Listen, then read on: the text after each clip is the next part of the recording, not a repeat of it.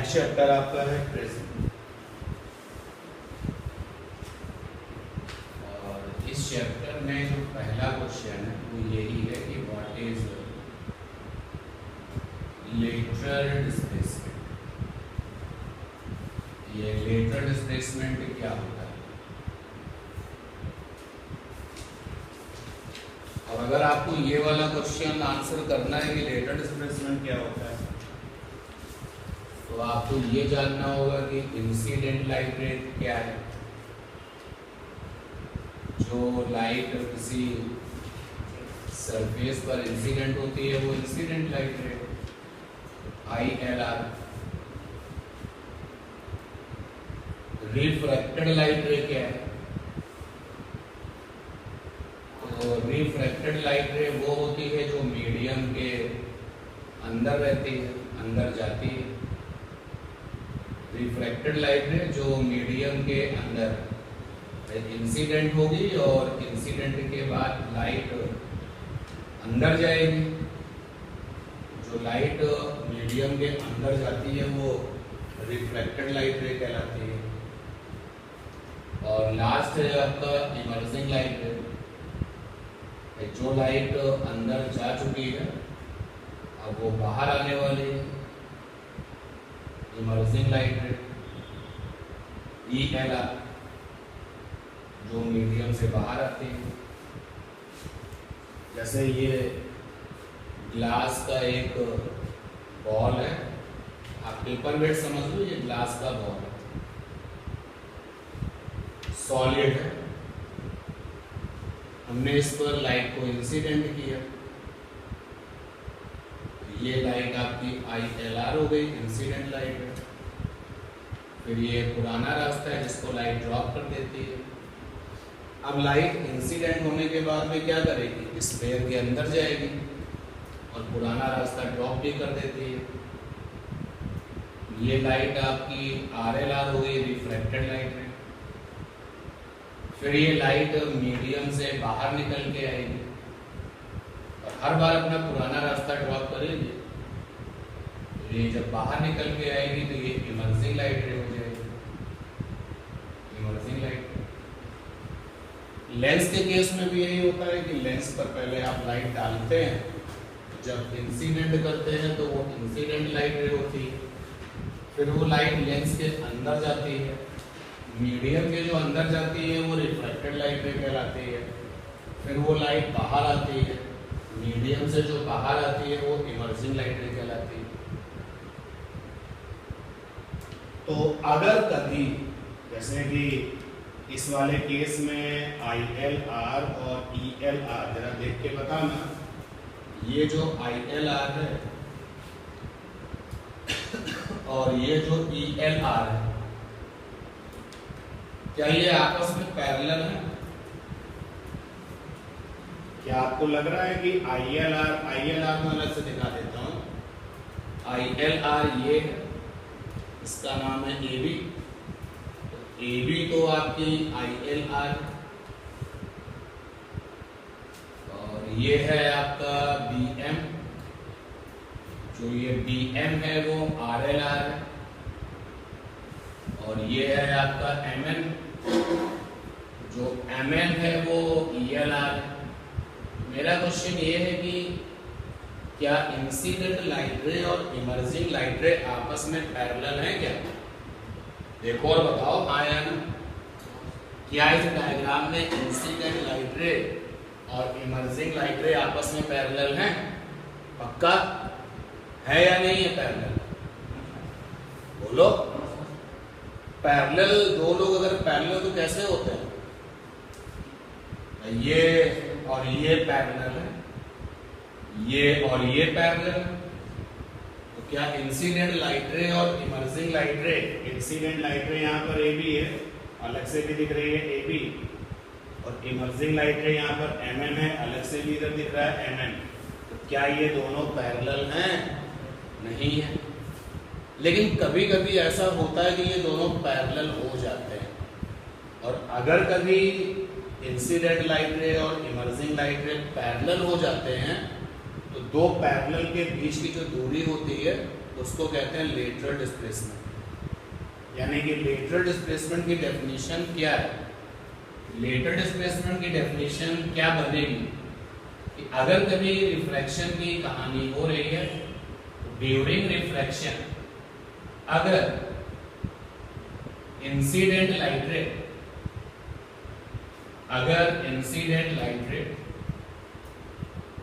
And emerging light रे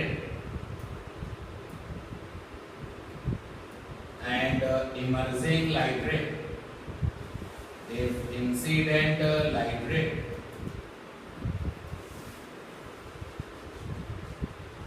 and emerging light ray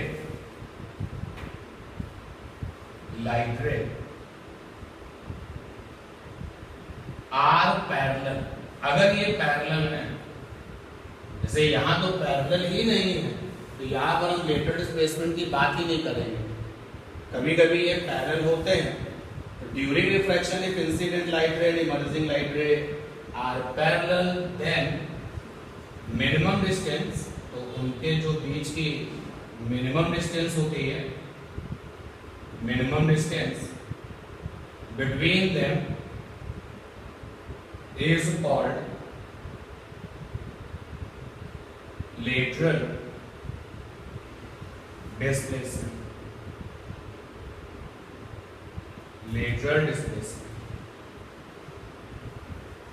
अब जैसे इस वाले एग्जाम्पल में तो लेटरल डिस्प्लेसमेंट तो हो ही नहीं सकता क्योंकि ये दोनों पैरेलल ही नहीं। तो बहुत सारी सिचुएशंस ऐसी हैं जब ये पैरेलल होते हैं और बहुत सारी सिचुएशंस ऐसी हैं जब ये पैरेलल नहीं होते। आपके सिलेबस में ये पैरेलल होंगे ग्लास स्लैब के लिए, कि जो ग्लास का स्लैब है उसके लिए ये पैरेलल होता है। हमने ये ग्लास का स्लैब बना लिया, ये बनाया ग्लास का स्लैब, ग्लास का ये स्लैब बना। अब इस ग्लास के स्लैब पर हमने लाइट इंसिडेंट की, तो ग्लास के स्लैब पर लाइट इंसिडेंट की, स्केल रखा और लाइट को ग्लास के स्लैब पर इंसिडेंट कर दिया। जैसे अभी हमने क्या लिया था, ग्लास का स्फीयर, तो उसमें देखने में आया कि दोनों लोग पैरेलल नहीं है। अब हमने ग्लास का ये स्लैब लिया है और इस पर ये लाइट इंसिडेंट कर दी, ये लाइट हमने इंसिडेंट कर दी। अब जब लाइट इंसिडेंट की जाती है तो नॉर्मल भी बनाया जाता है। जिस पॉइंट पर ये लाइट गिरी उस पॉइंट पर हम नॉर्मल बना लेते हैं। नॉर्मल बनाने की जो ये हैबिट है, नॉर्मल बनाने की जो ये रिक्वेस्ट है, ये रिक्वेस्ट फॉर्मेट ने सिखाई है। ये हमने नॉर्मल बना लिया, नॉर्मल। अब नॉर्मल के साथ में जो आने वाली लाइट है वो जो एंगल बनाती है वो इंसिडेंट एंगल कहलाता है, आई। और ये जो लाइट है वो इंसिडेंट लाइट रे हो गई। अब रियलिटी क्या है? रियलिटी ये है कि लाइट अपना आगे जब बढ़ेगी तो इस रास्ते को छोड़ देगी। ये जो रास्ता हम डॉटेड दिखा रहे हैं ये हमारे वर्चुअल में है, क्योंकि एक्चुअल में लाइट इस रास्ते पर नहीं चलती, अपने पुराने रास्ते को ड्रॉप कर देती है। अब जब ये लाइट अपने पुराने रास्ते को ड्रॉप कर देगी और नए रास्ते पर चलेगी तो कैसे चलेगी? क्योंकि हमने ये सोचा है कि लाइट एयर से आ रही है, ग्लास में जा रही है, तो लाइट अपना डिपार्चर किधर करेगी? Towards the normal. लाइट का जो डिपार्चर होगा वो टूवर्ड्स द नॉर्मल। तो ये लीजिए भाई, डिपार्चर कराया लाइट का टूवर्ड्स द नॉर्मल। पुराने रास्ते को लाइट ने छोड़ दिया और ये नए रास्ते पर चलने लगे। तो जो इंसिडेंट लाइट थी उसका नाम था एबी, और ये जो रिफ्रैक्टेड वाली लाइट है जो मीडियम के अंदर है, दैट इज डीएम। अब ये रिफ्रैक्टेड लाइट क्या करेगी? रिफ्रैक्टेड लाइट अंदर ही अंदर चलते हुए फिर से गिरेगी और फिर बाहर आएगी। तो फिर बाहर आएगी तो मीडियम फिर बदलेगा, और जब मीडियम फिर बदलेगा तो फिर से क्या होगा? रिफ्रैक्शन होगा। तो फिर से हमें नॉर्मल बनाना पड़ेगा, तो हमने नॉर्मल बना लिया, ये नॉर्मल बना लिया। अब लाइट ये जा रही है, पुराना रास्ता फिर से ये ड्रॉप करेगी, पुराना रास्ता ड्रॉप कर देंगे। अब ये लाइट ग्लास से बाहर निकल के आ रही है, एयर में आ रही है, पहले वो एयर से ग्लास में जा रही है। तो एयर जो है वो कंपैरेटिवली रेयर मीडियम है और ग्लास जो है वो डेंसर मीडियम है। तो जब लाइट रेयर से डेंसर जाती है तो डिपार्चर कैसा होता है, टुवर्ड्स द नॉर्मल। अब ये लाइट जो है ग्लास से निकल के बाहर एयर में आ रही है, ग्लास से एयर, अब हो गया डेंसर से रेयर। अब जो डिपार्चर होगा वो कैसा होगा, अवे फ्रॉम द नॉर्मल। ध्यान देना, अब जो लाइट डिपार्चर करेगी तो वो नॉर्मल से अवे, पुराने वाले रास्ते से दूर हटेगी और अवे फ्रॉम द नॉर्मल। तो ये देखिए जरा सिचुएशंस में इस स्केल को सेट करता हूँ और एक परफेक्ट डिपार्चर दिखाने की कोशिश करता हूँ। ये लाइट ने डिपार्चर कर दिया,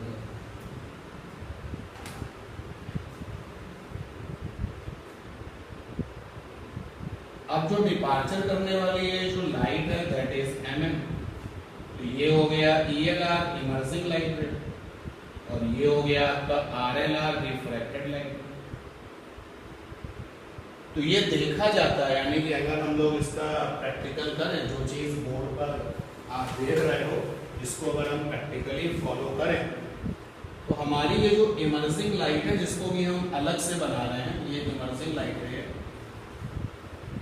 इमर्सिंग लाइट रे का नाम है एमएम। और जो इंसिडेंट लाइट रे है, इंसिडेंट लाइट रे देखो जरा सा, तो इंसिडेंट लाइट रे का नाम है एबी। ये देखा जाता है कि ये दोनों लोग आपस में कैसे होते हैं, पैरेलल। तो ग्लास के स्लैब में ऐसा हो जाता है कि इंसिडेंट लाइट और इमर्जिंग लाइट रे क्या हो जाते हैं, पैरेलल। अब सोचने वाली बात है, कॉमन सेंस की बात है कि अगर इमर्जिंग लाइट इंसिडेंट लाइट के पैरेलल है तो इंसिडेंट लाइट ने नॉर्मल के साथ में क्या बना रखा है, आई, बोलो। तो ये इमर्जिंग लाइट भी नॉर्मल के साथ क्या बनाएगी, आई, तभी तो पैरेलल हो पाएंगे ना। तो अगर मैं ये कहता हूँ ये दोनों पैरेलल हैं तो वर्टिकल के साथ जितना एंगल ये बनाएगा उतना ही तो एंगल ये बनाएगा ना। नॉर्मल एक तरीके का वर्टिकल है कि नहीं है। जो लोग पैरेलल होते हैं वो वर्टिकल से एक जैसा एंगल बनाते हैं, वो लोग हॉरिजॉन्टल से भी एक जैसा एंगल बनाते हैं। तो ये आपका जो डायग्राम है वो लेटरल डिस्प्लेसमेंट को सपोर्ट करता है। तो अब हमने इमर्जिंग लाइट रे को बाहर कर लिया, यानी अलग से दिखाया, और इंसिडेंट लाइट रे को हमने अलग से दिखाया। फिर इन दोनों के बीच की जो मिनिमम डिस्टेंस होती है, तो पैरेलल जो होते हैं उनके बीच की मिनिमम डिस्टेंस कैसे निकाली जाती है, एक से दूसरे पर क्या गिरा देते हैं, परपेंडिकुलर। जैसे ये दो पैरेलल लाइंस हैं और हमने कहा इनके बीच की मिनिमम डिस्टेंस बताओ, यहाँ से परपेंडिकुलर सामने डाल दो। ये जो परपेंडिकुलर की लंबाई होती है वो क्या कहलाती है, मिनिमम डिस्टेंस। तो ये जो मिनिमम डिस्टेंस होगा इनके बीच का, यही LD होगा, LD फॉर लेटरल डिस्प्लेसमेंट। अगर मैं मेन डायग्राम में इसको दिखाऊं, इन दोनों के बीच की जो ये मिनिमम डिस्टेंस है that is LD। LD for lateral displacement, lateral displacement. Lateral displacement क्या होता है और लेटरल डिस्प्लेसमेंट आपको कहाँ मिलेगा, ये दोनों बातें हो गई। ये जो ग्लास का स्लैब है इसकी जो मोटाई है वो T है, T फॉर थिकनेस, और ये अगर I है तो ये वाला एंगल R हुआ करता है। तो भाई अपना रास्ता बदल करके जो लाइट एंगल बनाती थी वो क्या कहलाता था, R। तो लेटरल डिस्प्लेसमेंट जब निकालते हैं, हम निकाल के नहीं दिखाएंगे, निकल के आता है T into sine I minus R upon में कॉस R। ये ग्लास स्लैब में आने वाले लेटरल डिस्प्लेसमेंट की वैल्यू निकलती है। ठीक है, क्लियर ये बात। तो प्रिज्म के चैप्टर में पहला क्वेश्चन हमने आपको बताया कि लेटर डिस्प्लेसमेंट क्या होता है, ठीक। अब ऐसे जितने भी ट्रांसपेरेंट मटेरियल्स हैं, जैसे अभी आपने देखा ग्लास का स्फेयर, तो ग्लास के स्फेयर ने क्या लेटर डिस्प्लेसमेंट दिया था? नहीं दिया था। तो वो सारे के सारे ट्रांसपेरेंट मटेरियल, वो सारे के सारे ट्रांसपेरेंट मटेरियल जिनसे लेटरल डिस्प्लेसमेंट नहीं मिलता है वो प्रिज्म कहलाते हैं। ग्लास के स्फेयर में क्या लेटर डिस्प्लेसमेंट आया था? नहीं आया था। तो जो ग्लास का स्फेयर है वो क्या बन गया? प्रिज्म। वो क्या बन गया? प्रिज्म। तो प्रिज्म क्या होते हैं? प्रिज्म ऐसे ट्रांसपेरेंट मटेरियल्स होते हैं जिनमें लेटर डिस्प्लेसमेंट नहीं मिलता है। लेटर डिस्प्लेसमेंट नहीं मिलता, इसका क्या मतलब है? इसका मतलब ये हो गया कि उनमें इंसिडेंट लाइट और इमर्जिंग लाइट पैरेलल नहीं है। नोट करिए पहले इस क्वेश्चन का आंसर। अब प्रिज्म क्या होते हैं? प्रिज्म की डेफिनेशन क्या होगी? तो प्रिज्म ऐसे ट्रांसपेरेंट मटेरियल्स हैं जो कि लेटरल डिस्प्लेसमेंट नहीं देते। These are such transparent materials, साथ साथ लिख सकते हैं। These are such transparent materials, ये ऐसे ट्रांसपेरेंट मटेरियल्स होते हैं for which lateral displacement not form, lateral displacement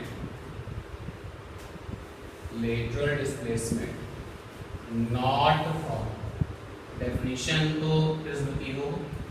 example के लिए हमारे पास में ग्लास का जो स्फेयर था, उनसे आप कितनी भी रिक्वेस्ट कर लोगे लेटर डिस्प्लेसमेंट दे दो, कभी नहीं देंगे।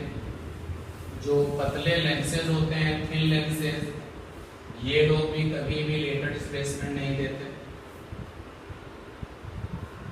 और ट्रायंगुलर प्रिज्म, ये कुछ नाम लिखे हुए हैं जो लोग लेटर डिस्प्लेसमेंट कभी नहीं देते। और भी लोग, हमको जो प्रिज्म पढ़ना है वो ट्रायंगुलर वाला पढ़ना है। तो जो ट्रायंगुलर प्रिज्म है वो देखने में कैसा होता है? ट्रायंगुलर प्रिज्म, ग्लास का स्फेयर है तो प्रिज्म, लेकिन हमें नहीं पढ़ना। थिन लेंसेज भी प्रिज्म की तरीके से ही हैं। तो ट्रायंगुलर प्रिज्म कैसा होता है देखने में? ये ऐसा होता है। जब आप इसको देखेंगे तो ये इस तरीके का दिखता है। जब आप इसको देखेंगे और टच भी करेंगे तो आप कहेंगे कि इस प्रिज्म की जितनी भी सरफेसेस हैं, सारी की सारी सरफेसेस प्लेन है। भाई आप देखिए, जो ये वाली सरफेस है, ये क्या ये वाली सरफेस प्लेन है? बिल्कुल। और क्या ये वाली सरफेस प्लेन है? ये वाली, ये सरफेस भी प्लेन है। और ये सामने वाली सरफेस भी प्लेन है। अगर हम एक बुक ओपन करें तो कुछ इसी तरीके का डायग्राम बन जाएगा कि जो ट्रायंगुलर प्रिज्म है वो कैसा दिखता है। कुछ इस तरीके का दिखता है।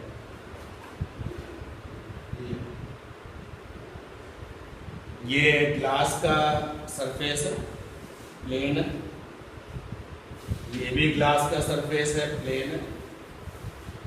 और नीचे भी ग्लास का सरफेस है, कैसा है? प्लेन है। और सामने भी ग्लास का सरफेस है, कैसा है? प्लेन है। और ये पीछे भी ग्लास का सरफेस है, कैसा है? प्लेन। तो कुल मिलाकर के इस ट्रायंगुलर प्रिज्म में कुल कितनी सरफेसेस हैं? 5। तो ट्रायंगुलर प्रिज्म जो है वो बाउंडेड होता है,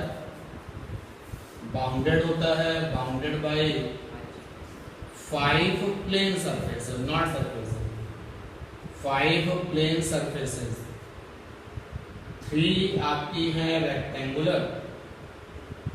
रेक्टेंगुलर, समटाइम्स स्क्वायर भी होती हैं वो, समटाइम्स स्क्वायर। और 2 जो हैं आपकी हैं ट्रायंगुलर, 2 ट्रायंगुलर। एक बार फिर से आप देख लो, ये आपके पास में ग्लास का प्रिज्म है, तो जो ये वाली सरफेस है वो रेक्टेंगुलर है, कभी कभी ये जो है कैसी होती है, स्क्वायर। और जो ये वाली सरफेस है वो भी रेक्टेंगुलर है, कभी कभी ये कैसी होती है, स्क्वायर। और जो नीचे वाली सरफेस है वो भी रेक्टेंगुलर है, समटाइम्स स्क्वायर। और सामने की जो सरफेस है वो कैसी है, प्लेन, सॉरी ट्राइंगल। और ये पीछे की भी कैसी है, ट्राइंगल। तो ट्राइंगुलर प्रिज्म में 5 प्लेन सरफेसेस होती हैं, जिसमें से 3 आपकी रेक्टेंगुलर होती हैं, 2 आपकी ट्राइंगुलर होती हैं। ये जो 2 ट्राइंगुलर है ना, ये यूजलेस होती है। ऑप्टिक्स के पॉइंट ऑफ व्यू से इनका कोई काम नहीं है। यूजलेस का मतलब हो गया कि इन सरफेसेस पर लाइट कभी भी नहीं डाली जाएगी। तो जो ट्राइंगल जैसी सरफेसेस है इन पर लाइट हम कभी भी नहीं डालते हैं। और ये जो 3 आपकी रेक्टेंगुलर सरफेसेस है ये यूजफुल होती हैं। तो पूरी की पूरी प्रिज्म की स्टडी में इन्हीं 3 सरफेसेस का ज्यादा काम है। अब जरा ध्यान दें, एक्चुअल जो ट्राइंगुलर प्रिज्म है वो कैसा दिखता है वो बोर्ड पर आप देख पा रहे हैं, लेकिन हम लोग कॉपी में इसको बार बार ऐसा बना नहीं पाते। हम कॉपी पर इसको कैसा बनाते हैं, ये देखिए, ये ट्राइंगुलर प्रिज्म। अगर हम आपको इसको फ्रंट से दिखाएं तो आपको कैसा दिखेगा, ट्राइंगल जैसा दिखेगा। तो इसको जब आपने फ्रंट से देखा तो फ्रंट से ये आपको दिखेगा ट्राइंगल जैसा, ये ट्राइंगल जैसा दिखेगा, ठीक था। बी केयरफुल, ध्यान देना। अब ये प्रिज्म ट्राइंगल जैसा तो दिख रहा है, ये ट्राइंगल जैसा दिख रहा है, लेकिन मेरी ये वाली फिंगर यहां पर है, बताओ कहां पर, रेक्टेंगुलर सरफेस पर।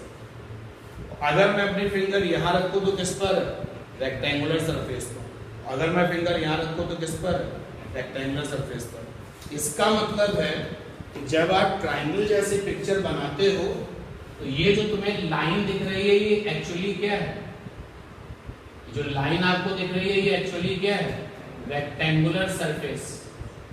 और ये भी क्या है, रेक्टेंगुलर सरफेस। और ये भी क्या है, रेक्टेंगुलर सरफेस। जब आप बार बार इस डायग्राम को बनाओगे तो थोड़ा सा मैथमेटिक्स वाले लोगों के सामने अगर ये डायग्राम बना तो बोलेंगे ये साइड है, वो इसको बोलेंगे साइड, क्योंकि वो तो ट्राइंगल समझेंगे। और इसको भी बोलेंगे ये भी साइड है, और इसको भी बोलेंगे ये भी साइड है। लेकिन फिजिक्स के इस चैप्टर में, प्रिज्म के इस चैप्टर में अगर ट्राइंगल बने तो ट्राइंगल की जो तीनों लाइन दिखती है एक्चुअल वो तीनों लाइन नहीं है, वो 3 की तीनों क्या है, रेक्टेंगुलर सरफेसेस। ठीक है। अभी जो 3 रेक्टेंगुलर सरफेसेस हैं, इन 3 रेक्टेंगुलर सरफेसेस को हमने यूजफुल कहा है, 3 रेक्टेंगुलर सरफेसेस। और हमने बोला है कि ये यूजफुल है। 3 रेक्टेंगुलर सरफेसेस कैसे यूजफुल है, तो किस किस काम में ये यूज होती है भाई। तो 3 रेक्टेंगुलर सरफेसेस में से one become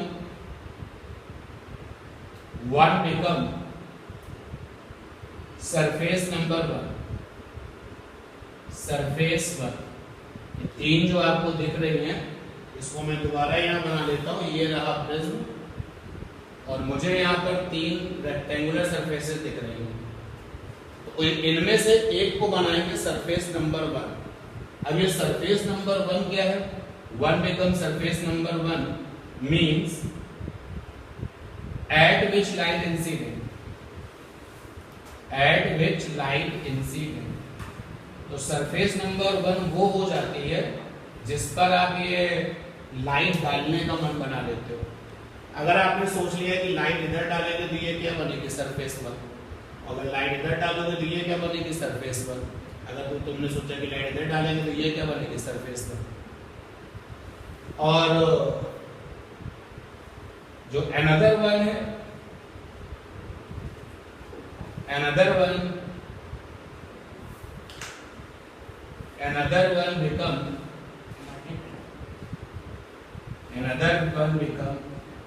surface number 2। और किसी दूसरे को सरफेस नंबर 2 बनाएंगे। सरफेस नंबर 2 क्या है?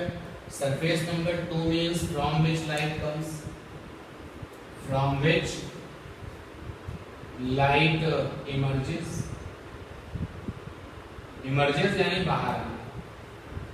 तो भाई सपोज करते हैं कि आपने यहाँ पर लाइट डाली और इससे निकाली, तो जिस पर आपने लाइट डाली वो सरफेस नंबर 1 और जिससे आपने निकाली वो सरफेस नंबर 2, ठीक है ना।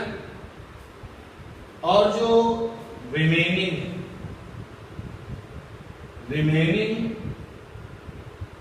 सरफेस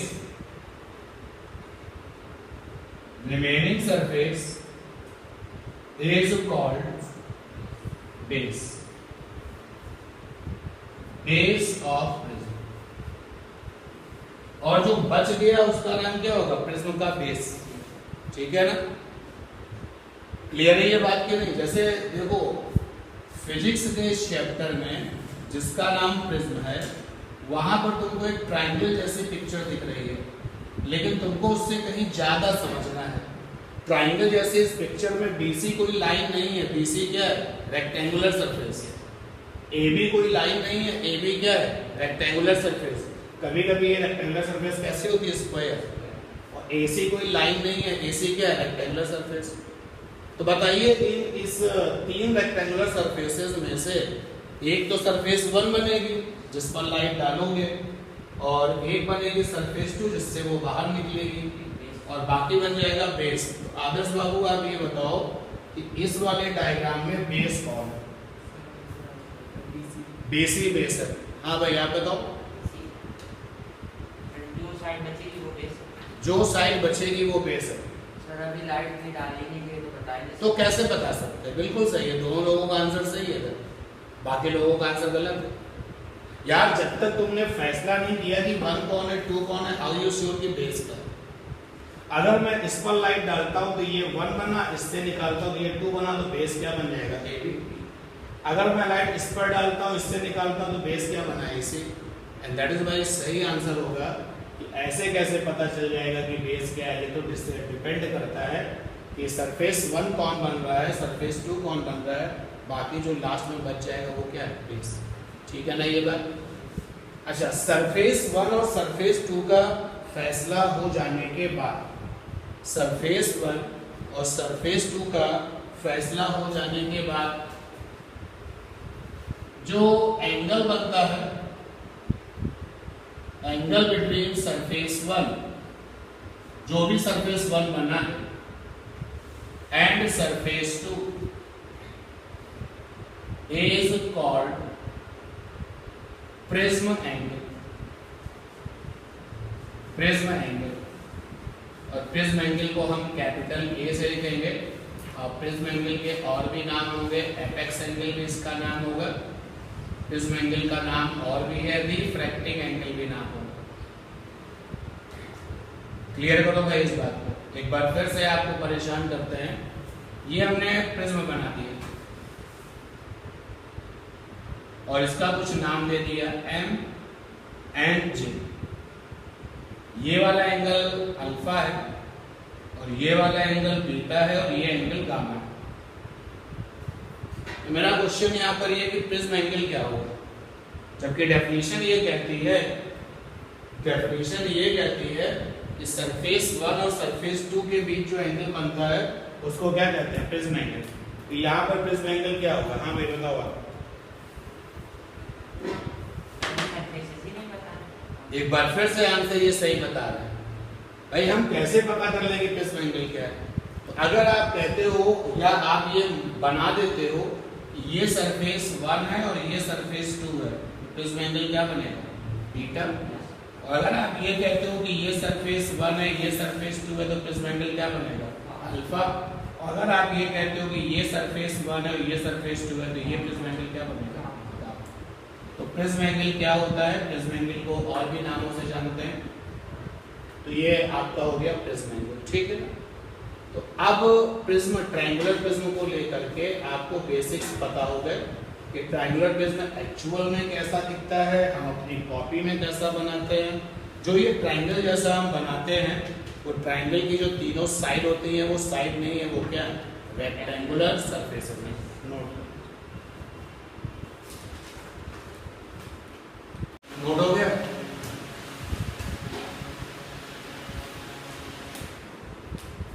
नोट हो गया सर इधर। अब जिस ट्राइंगुलर प्रिज्म को लेकर के आपको स्टडी करनी है, वैसे तो ट्राइंगुलर प्रिज्म किसी भी तरीके के हो सकते हैं, लेकिन सोचो जरा इस ट्राइंगुलर प्रिज्म के बारे में। ये ट्राइंगुलर प्रिज्म जिसका ये वाला एंगल भी 60 डिग्री है, ये वाला एंगल भी 60 डिग्री है और ये एंगल भी 60 डिग्री है, तो ये फिर कहलाता है इक्विलेटरल ट्रायंगुलर प्रिज्म, और इसको हम स्टैंडर्ड प्रिज्म भी कहते हैं, स्टैंडर्ड प्रिज्म। ठीक, और जो ट्रायंगुलर प्रिज्म इस तरीके का होता है, कुछ इस तरीके, ये 90 डिग्री, ये 45 डिग्री और ये भी 45 डिग्री। तो इस प्रिज्म को हम लोग क्या बोलेंगे, right angled isosceles triangular prism. ठीक, वैसे तो प्रिज्म ट्रायंगुलर किसी भी तरीके का हो सकता है, बट आपकी जो डीलिंग है वो किसके साथ होगी, इक्विलेटरल के साथ होगी और राइट एंगल ट्रायंगुलर प्रिज्म के साथ होगी। तो अब हम एक जनरल वे में प्रिज्म बना लेते हैं और उसमें करते हैं रिफ्रैक्शन, रिफ्रैक्शन फ्रॉम प्रिज्म। ध्यान दें, रिफ्रैक्शन फ्रॉम प्रिज्म में ज्योमेट्री वर्क बहुत नीट एंड क्लीन होना चाहिए। हमने ये ट्रायंगुलर प्रिज्म बना लिया, ये ट्रायंगुलर प्रिज्म बना लिया और डिसीजन भी ले लिया। डिसीजन ये ले लिया, डिसीजन इस बात का ले लिया, ये सरफेस 1 होगी। हमने ये डिसीजन ले लिया कि सरफेस नंबर 1 ये होगी और सरफेस नंबर 2 ये होगी। ये डिसीजन हो चुका है। जब सरफेस 1 और सरफेस 2 का डिसीजन हो चुका है तो लाइट को क्या किया जाए, इंसिडेंट किया जाए। तो सरफेस 1 पर लाइट को इंसिडेंट किया जाए, क्योंकि 1 नंबर सरफेस प्लेन है और 2 नंबर सरफेस भी प्लेन है और बेस भी कैसा होता है, प्लेन। बी केयरफुल, क्योंकि लाइट अगर इंसिडेंट करेंगे नॉर्मल बहुत अच्छे से बनना चाहिए। फिलहाल ये लाइट हमने सरफेस नंबर 1 पर इंसिडेंट कर दी, ये सरफेस नंबर 1 पर लाइट को इंसिडेंट कर दिया। इंसिडेंट के बाद हम नॉर्मल बनाते हैं और नॉर्मल जो होते हैं वो सरफेस के साथ 90 बनाते हैं। अब नॉर्मल बना लिया जाए। नॉर्मल जो है सरफेस 1 के साथ 90 बनाना चाहिए और जब हम डायग्राम बनाए तो ऐसा दिखना भी चाहिए। देखो भाई, क्या ये जो नॉर्मल है, क्या ये सरफेस 1 के साथ 90 बना रहा है? लग तो रहा है ऐसा मुझे, आप लोग भी देख लो, तो ये नॉर्मल बन गया। अब नॉर्मल के साथ में जो ये लाइट आई है जिसका नाम है ILR, इसने जो एंगल बनाया है वो I है। ठीक, अब ये लाइट एयर से आ रही है, ग्लास के प्रिज्म के अंदर जा रही है। जब लाइट एयर से ग्लास जाती है तो अपने पुराने रास्ते को छोड़ करके टुवर्ड्स नॉर्मल शिफ्ट होती है। लाइट ने अपना डिपार्चर किया,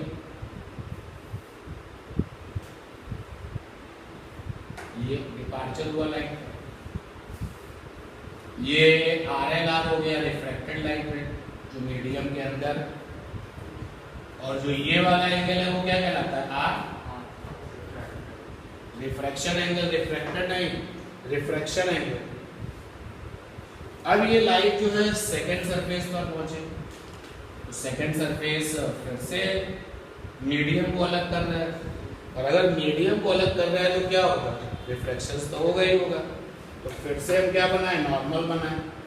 तो तो लाइट बाउंड्री से बाहर निकलेगी तो नॉर्मल बनाने वाली पहले फॉर्मेलिटी कर लें। ये देखिए नॉर्मल बनाया, ये नॉर्मल बना लिया। ये जो नॉर्मल बनाया है वो सेकंड सरफेस पर बनाया है, और जो ये नॉर्मल बनाया है वो फर्स्ट सरफेस पर बनाया है। ये वाला एंगल भी आर है। अभी हम लोग उसको बाद में सिंबल कर लगा करके, नोटेशन लगा करके अलग कर देंगे। अब ये लाइट ग्लास के प्रिज्म से बाहर आने वाली है। जब ये लाइट ग्लास के प्रिज्म से बाहर आने वाली है, पुराने रास्ते को छोड़ करके नॉर्मल की तरफ डेविएट होगी या नॉर्मल से दूर? नॉर्मल से अवे, क्योंकि डेंसर टू रेयर का मामला है। ये लाइट बाहर आ गई। ये जो लाइट बाहर आ गई इमर्जिंग लाइट है। ये वाला एंगल आई। कुछ इस तरीके की मेंटेलिटी डेवलप कर दी गई है, या आदत कह सकते हो डेवलप कर दी गई है, कि जो बाहर की तरफ एंगल बने हैं, ये आपके लिए रफ वर्क है। ये आपको अपने लिए समझना है कि बाहर वाली साइड में जो एंगल नॉर्मल के साथ बने,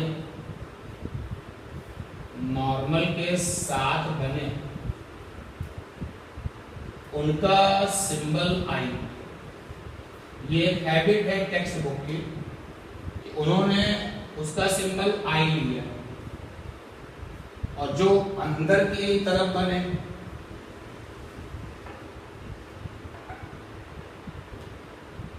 जो अंदर वाले साइड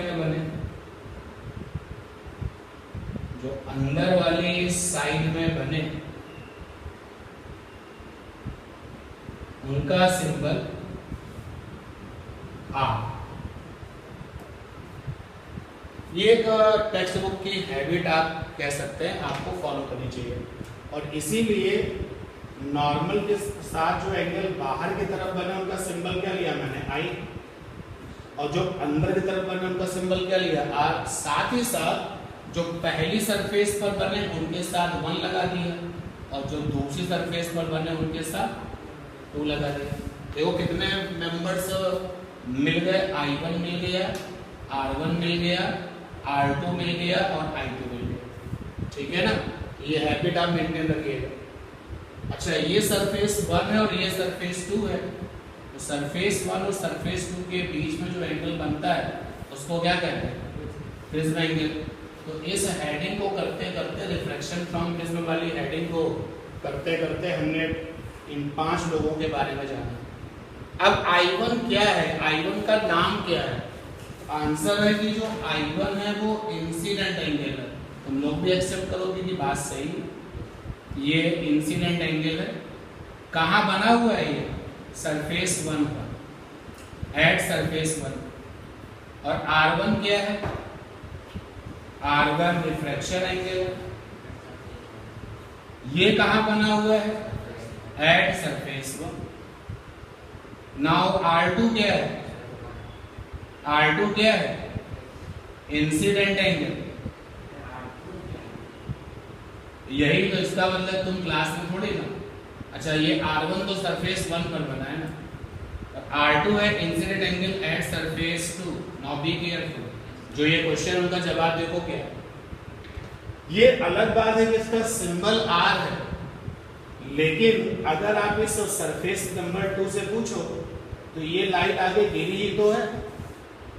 ये जो लाइट है ये वाली, ये सरफेस 2 पर गिरी है ना। कितने एंगल पर गिरी है? R2 एंगल पर। तो सिंबल भले ही R2 हो, लेकिन इसका नाम क्या है? Incident angle at surface number 2। बात समझ पा रहे हैं ना? जैसे कभी अगर हम आपसे ये कहें, यार मेरा तो मन है कि हम इस एंगल को R लिखेंगे, तो कोई बात नहीं, मुझे मेरी जिद पूरी कर लेने दो कि मैं इस एंगल को R लिखूंगा, लेकिन मतलब थोड़ी ना बदल जाएगा। यहाँ पर ये R एक्चुअली है क्या? Incident angle. तो ये एनसीईआरटी की कुछ जिद है कि वो उन्होंने सिंबल थोड़ा सा अजीब से लिए हैं, लेकिन होने वाला आपके साथ ये है कि तुमको यहाँ से लेकर के और 11-12 तक यही सिंबल मिलने हैं। तो क्यों ना तुम इस सिंबल को ही एक्सेप्ट कर लो। कि ये देखो लाइट गिरी गिरी गिरी गिर गई, कितने एंगल पर गिर गई? R2। तुम्हें लग रहा है तुम्हारी जो आदत है इसको I लिखने की है, बट उसने नहीं लिखा, उसने सिंपल क्या लिया R, और उसका आगे सेकंड फेस में 2 लगा दो, तो ठीक है कोई बात नहीं, आपने सिंबल R2 लिखा है, बट R2 का मतलब क्या है? Incident angle at the surface number 2। Clear ये बात? और देखो इसी तरीके से I2 के साथ भी समस्या है। I2 का एक्चुअली जो मीनिंग है वो क्या है? रिफ्रैक्शन एंगल, लेकिन कहां पर ये बना है? एट सरफेस नंबर, ठीक है ना। I2 को एक नाम और भी देते हैं, I2 को इमर्सिंग एंगल भी कहा जाता है, और ये बात एक्सेप्टेड है, क्योंकि जब लाइट बाहर निकली है तो कितना एंगल बनाते हुए निकली है? I2। ठीक है ये बात, यानी बात क्लियर हो गई, पक्का। अब आप देखिए नेक्स्ट वन क्या है। जब लाइट गिरती है सरफेस पर और रास्ता छोड़ करके चल देती है, तो पुराने रास्ते को छोड़ करके डेविएट हो जाना कहलाता है डेविएशन। क्या कहलाता है? डेविएशन। भाई जा रही थी अपने रास्ते पर चली जा रही थी, अचानक से रास्ता बदल दिया यानी डेविएट हो गई। तो यहाँ पर दो डेविएशन लिखे, एक डेविएशन है डेल्टा 1 और एक डेविएशन क्या है? डेल्टा 2। देखो पहली वाली सरफेस पे लाइट गिरी और डेविएट हो गई, तो दूसरी वाली सरफेस पर भी गिरने के बाद डेविएट हो गई ना, तो डेल्टा 1 हो गया डेविएशन, डेल्टा 1 हो गया डेविएशन एट सरफेस 1, और डेल्टा 2 हो गया डेविएशन एट सरफेस 2। और डेविएशन को उन्होंने सिंबल डेल्टा से लिखा है, इस सिंबल को हम लोग डेल्टा बोलते हैं, डेल्टा ये एंगल होता है एक्चुअली, ठीक है। तो डेल्टा, मेरी बात आप समझ पा रहे हैं ना, कि ऐसे इनिशियल पाथ पर चलते चलते नए रास्ते पर चलना, that is called the deviation. तो यहाँ पर डेविएशन दो है, एक तो है पहली सरफेस पर, दूसरा क्या है? दूसरी सरफेस पर। तो डेल्टा 1 और डेल्टा 2, और डेल्टा 1 और डेल्टा 2 का जो कॉम्बिनेशन है वो कहलाता है पूरे प्रिज्म का डेविएशन। तो अगर हमसे पूछा जाता है कि डेविएशन जो कि हम डेल्टा से लिखेंगे, फॉर्म बाय प्रिज्म, पूरे प्रिज्म से आने वाला डेविएशन क्या होगा? डेल्टा बराबर होगा डेल्टा 1 प्लस डेल्टा 2। ठीक है ये बात नोट करिए।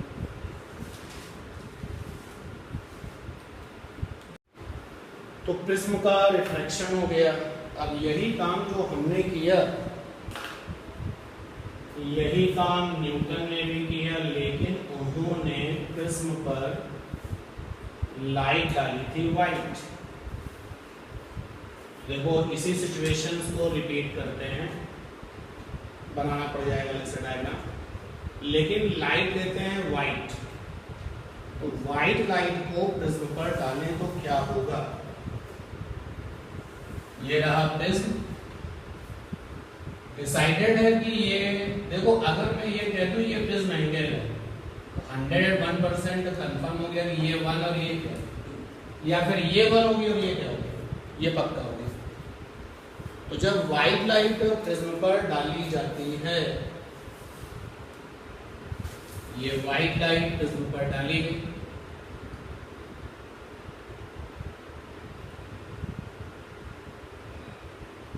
व्हाइट लाइट प्रिज्म पर डाली गई,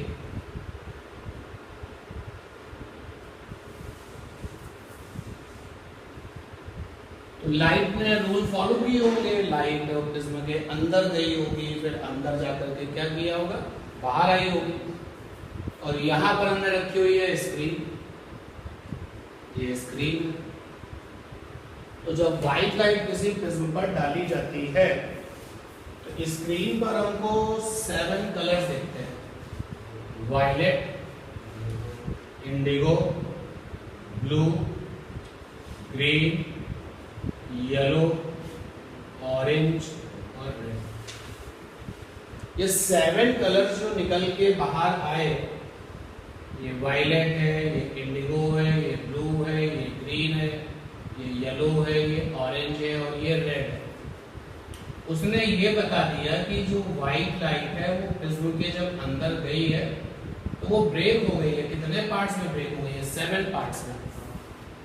तो 7 पार्ट्स में वो ब्रेक हो गई है। और इस फिनोमेना को क्या नाम दिया गया? इस फिनोमेना को नाम दिया गया डिस्पर्सन। डिस्पर्सन क्या होता है? जब व्हाइट लाइट को प्रिज्म पर डाला जाता है तो वो अपने कंपोनेंट कलर्स में ब्रेक हो जाती है, और इस फिनोमेना को क्या कहते हैं? डिस्पर्सन। अच्छा, ये भी बात समझ में आती है कि सभी लोगों के डेविएशंस अलग अलग है। देखो, अगर ब्लू का और इंडिगो का डेविएशन एक जैसा है तो फिर एक सिचुएशन में मिलने चाहिए ना। सारे के सारे कलर्स कैसे हैं? अलग अलग पोजीशंस पर। अरे यार, अगर कोई पार्टिकल चलते चलते यहाँ जाता है और कोई पार्टिकल चलते चलते यहाँ जाता है, कोई पार्टिकल यहाँ पहुँचता है, तो इन तीनों के डेविएशन एक जैसे हैं या अलग अलग है? अलग अलग है ना। इसी तरीके से स्क्रीन पर सभी कंपोनेंट कलर्स की पोजीशन का अलग अलग होना ये प्रूफ करता है कि डेविएशंस कलर पर डिपेंड करता है। अलग अलग कलर के लिए डेविएशंस कैसे होते हैं? अलग अलग। तो डिस्पर्सन की पहले डेफिनेशन लिख दिया जाए, जरा बताइए क्या लिखे? When white light incident over prism, आपके सिलेबस का प्रिज्म ट्रायंगुलर है, देन जस्ट आफ्टर रिफ्रैक्शन, जरा देखो ये बात हमने अंडरलाइन कर दी, जस्ट आफ्टर रिफ्रैक्शन मतलब जैसे ही वो इंसिडेंट के बाद जैसे ही अंदर जाएगी तुरंत ब्रेक हो जाएगी, तुरंत पार्ट्स में ब्रेक हो जाएगी। तो when white light incident over prism just after refraction it divide into its component colors. This phenomena is called